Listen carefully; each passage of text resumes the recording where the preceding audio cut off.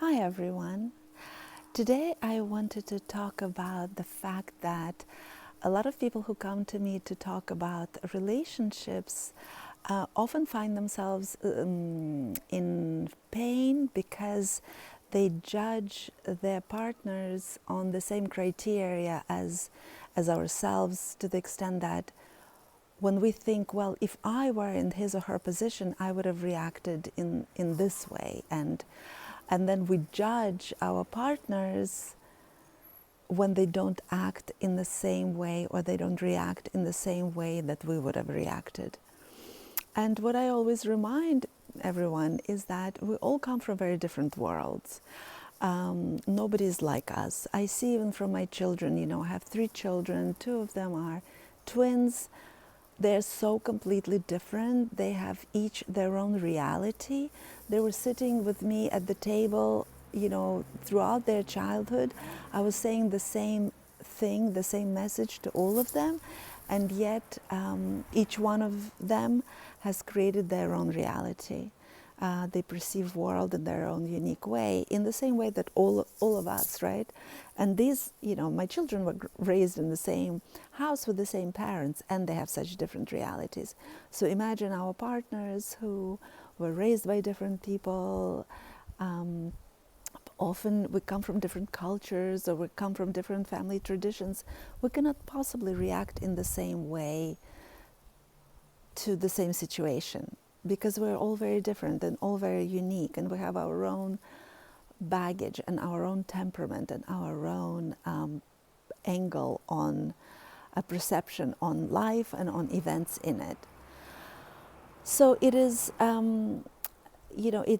so I think the first thing that we need to really realize how different we all are, and we cannot all think in the same way. And allowing people their differences goes a really long way. In the same way, I feel that there is just always something that we expect from other people. We're so attached to these cliches or the codes of behavior that we inherited or we absorbed from culture. And then we cannot accept people for who they are. Rather, we always compare them to some standard that is often unachievable. And anytime they come short of that standard, the gender roles, the specific expectations that we have about what marriage looks like, what relationships look like, what does dating mean, the fact that it all has to last forever. We're not able to remain in the present moment because of the agendas, because of the attachment to outcome. We are not able to flow. So a lot of our suffering comes from that attachment to the way things are supposed to be. And if we can just allow ourselves to be unique, allow our partners or friends or children or partners or parents even to be their own unique people and not owing us anything, it's huge. It's huge. And of course, all this brings me back to my primary message, which is we are responsible for ourselves.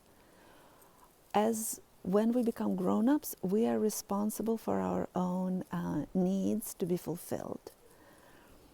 And when we do that, when we realize that, and when we start unapologetically taking care of our own needs, that's when we start really appreciating other people for who they are, where their presence in our life becomes enough of a gift. Their loving us becomes enough of a gift that we don't need to build these conditions around when it's okay to love them and when it's not okay to love them. So freeing ourselves from these conditioned beliefs, expectations, and standards is a huge message that I always talk about.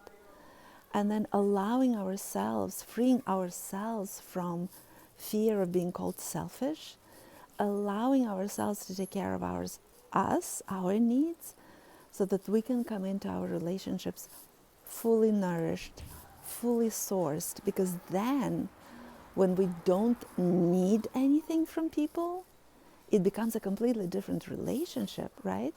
If you don't need anything from anyone, then why are we with them? We're with them because it's fun, right? We're with them because it's enjoyable to get to know this person, because of who they are rather than what they can do for me. And that, I think, alone can change our world and can heal so many hearts. When we start self-sourcing and show up into our relationships, not needing, not begging, not forcing, not expecting, not feeling entitled, but rather out of curiosity, out of openness to experience enjoyment, exchange, out of fun, because it's fun. And that's isn't that an amazing reason to be with someone? Because it's fun. We've lost that. All right, everyone, just a little message today. This is what I'm going through myself. A lot of thought around what keeps us with other people, whether it's a friendship or a partnership. Just wanted to share some of my musings with you. See you next week.